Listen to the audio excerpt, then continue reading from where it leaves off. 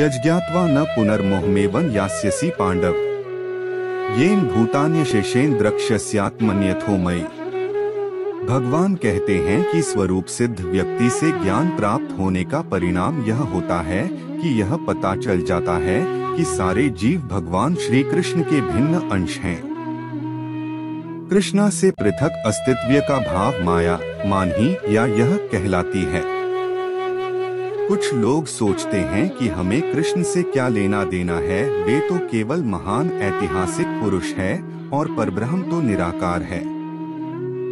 वस्तुतः जैसा कि भगवद गीता में कहा गया है, यह निराकार ब्रह्मा कृष्ण का व्यक्तिगत है। कृष्ण भगवान के रूप में प्रत्येक वस्तु के कारण है। ब्रह्म संहिता में स्पष्ट कहा है कि कृष्ण श्री भगवान है और सभी कारणों के कारण है। यहाँ तक कि लाखों अवतार उनके विभिन्न विस्तार ही हैं। इसी प्रकार सारे जीव भी कृष्ण के अंश है। मायावादियों की यह मिथ्या धारणा है कि कृष्ण अपने अनेक अंशों में अपने निजी पृथक अस्तित्व को मिटा देते हैं। यह विचार सर्वथा भौतिक है। भौतिक जगत में हमारा अनुभव है कि यदि किसी वस्तु का विखंडन किया जाए तो उसका मूल स्वरूप नष्ट हो जाता है। किंतु मायावादी यह नहीं समझ पाते कि परम का अर्थ है कि एक और एक मिलकर एक ही होता है और एक में से एक घटाने पर भी एक बचता है। परब्रह्म का यही स्वरूप है।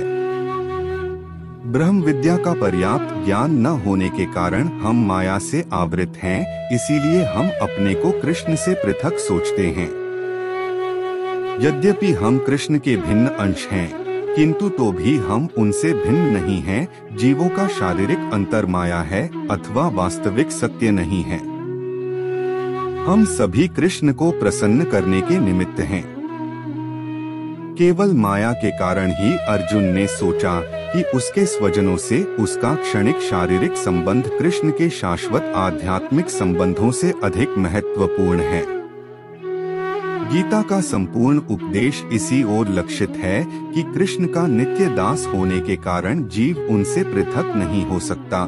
कृष्ण से अपने को विलग मानना ही माया कहलाती है। परब्रह्म के भिन्न अंश के रूप में जीवों को एक विशिष्ट उद्देश्य पूरा करना होता है। उस उद्देश्य को भुलाने के कारण ही वे अनादिकाल से मानव, पशु, देवता आदि देहों में स्थित हैं।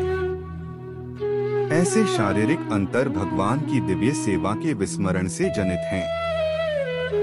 किंतु जब कोई कृष्ण भावनामृत के माध्यम से दिव्य सेवा में लग जाता है तो वह इस माया से तुरंत मुक्त हो जाता है। ऐसा ज्ञान केवल प्रामाणिक गुरु से ही प्राप्त हो सकता है और इस तरह वह इस भ्रम को दूर कर सकता है कि जीव कृष्ण के तुल्य है। पूर्ण ज्ञान तो यह है कि परमात्मा कृष्ण समस्त जीवों के परम आश्रय हैं और इस आश्रय को त्याग देने पर जीव माया द्वारा मोहित होते हैं, क्योंकि वे अपना अस्तित्व पृथक समझते हैं।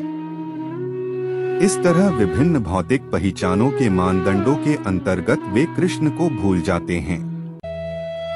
किंतु जब ऐसे मोहग्रस्त जीव कृष्ण भावनामृत में स्थित होते हैं तो यह समझा जाता है कि वे मुक्तिपथ पर हैं। मुक्तिर्हित्वान्यथारूपण स्वरूपेण व्यवस्थितिः मुक्ति का अर्थ है कृष्ण के नित्य दास रूप में कृष्ण भावनामृत में अपनी स्वाभाविक स्थिति पर होना। इसी के साथ भगवान का ये अध्याय संपूर्ण हुआ। जय श्री कृष्ण।